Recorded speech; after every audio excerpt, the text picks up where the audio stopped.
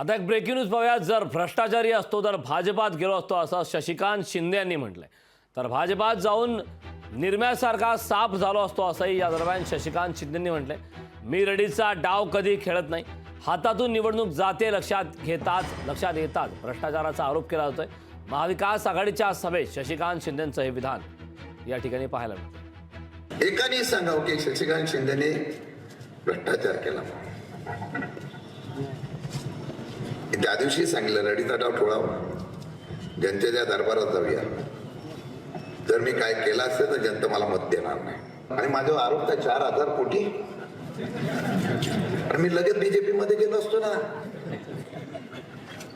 एवढ्या कोटीचा जर आरोप असतील तर मी बीजेपी मध्ये गेलो नसतो का?